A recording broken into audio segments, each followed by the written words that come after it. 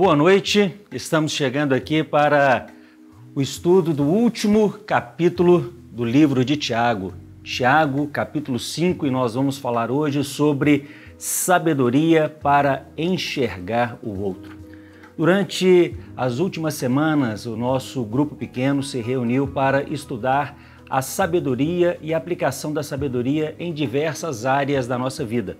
E chegando agora no último capítulo, Tiago nos chama a atenção para fazermos com que o outro se torne visível. Isso mesmo, durante os 4 primeiros capítulos, Tiago nos chama a atenção para tomarmos muito cuidado com as ações que vamos ter, principalmente decisões que tomamos em relação à nossa família, em relação a diversas situações.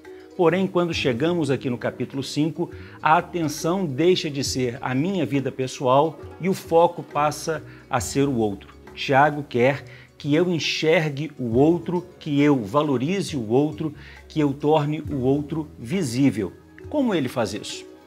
Ele começa a sua exortação e ele começa a nos chamar para usarmos a sabedoria para sermos justos com o outro. Justos com o outro significa que eu devo tratar cada pessoa de maneira justa e ele trata especificamente a respeito do pobre. Vivemos em uma época que nós trabalhamos com diversos tipos de minorias e a exortação, o conselho de Tiago é que nós devemos usar de sabedoria para tratarmos com justiça todas as minorias. Não devemos usar a nossa posição, os privilégios e a força que temos para prejudicarmos ou tratarmos com deferência essas pessoas. A justiça deve prevalecer com todas as pessoas, principalmente com aquelas que são menos favorecidas. Mas não é só isso. Ele também nos exorta a sermos pacientes. Só que a exortação de Tiago à paciência é muito interessante.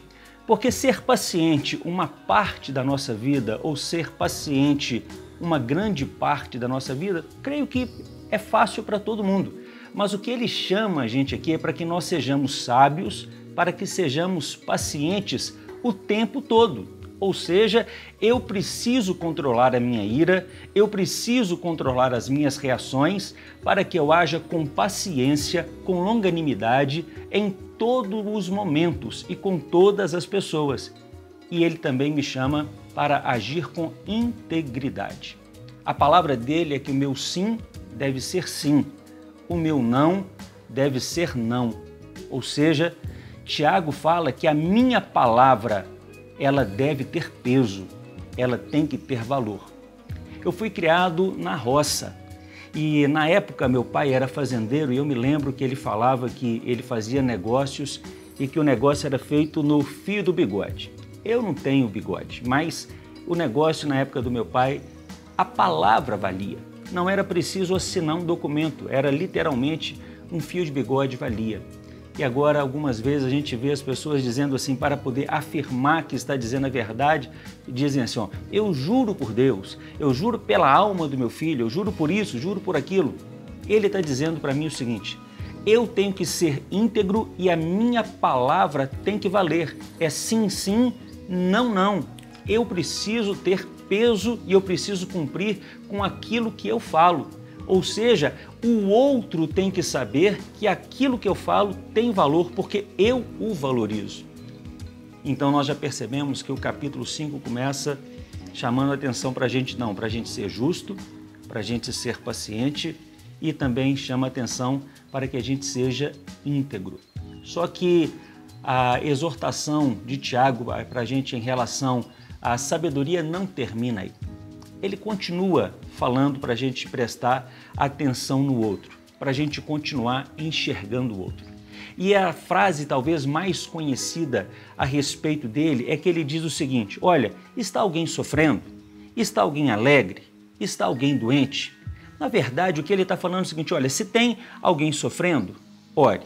Tem alguém que está alegre? Cante louvores. Tem alguém que está doente? Você deve chamar os presbíteros da igreja e fazer uma oração ungindo com óleo. Na verdade, o princípio que está por trás desse ensinamento é que eu tenho que prestar atenção no outro. Como eu vou saber se a pessoa está alegre, se a pessoa está triste ou se a pessoa está doente? Eu preciso me importar com ele, eu preciso olhar para o outro para saber como ele está. Então, sabendo como o outro está, prestando atenção em como ele está, sabendo como ele está, eu vou tratá-lo como ele precisa ser tratado. Ele está alegre? Vou me alegrar com ele. Ele está triste? Vou orar por ele. Ele está doente? Eu vou cuidar da doença dele. Isso significa que eu me importo com aquela pessoa. Só que ele não para por aí. Tiago fala para a gente ir além dessas coisas. Ele está chamando a gente para o seguinte: olha, eu preciso confessar os meus pecados. Confessar os pecados uns aos outros. Existem pecados que são vencidos apenas quando nós prestamos conta para alguém. Eu preciso confessar os meus pecados a Deus, é verdade, mas existem pecados, e Tiago está tocando aqui em uma ferida gravíssima, que eu só vou conseguir vencer esse pecado quando eu confesso esse pecado a alguém e quando eu presto conta desse pecado a alguém. E ele diz que quando eu confesso esses pecados, existe cura. Só que ele diz que eu devo confessar o pecado, eu devo então orar com essas pessoas, e ele diz o seguinte, ele termina a sua carta dizendo o seguinte, que é preciso que eu pregue a palavra, é preciso que eu pregue a verdade. E então ele chega ao final da sua carta, ao final do seu livro, no final do capítulo 5, ele chega ao ponto máximo da sabedoria. O livro inteiro ele fala sobre aplicações da sabedoria e ele termina o capítulo 5 dizendo para a gente o seguinte, olha, a melhor aplicação a respeito da sabedoria é quando você usa a sabedoria para levar alguém à conversão. Quando você é usado por Deus para converter alguém. Essa é a aplicação máxima da sabedoria e essa é a valorização máxima da outra pessoa. Então, Tiago nos chama, ao longo de todo o livro dele, que são 5 capítulos, a prestarmos atenção em usarmos a sabedoria, buscando a sabedoria de Deus, buscando essa sabedoria com fé, e ao buscarmos essa sabedoria com fé, vamos ter a nossa vida vivida com muito mais dignidade, com muito mais seriedade e vivendo com muito mais acertos.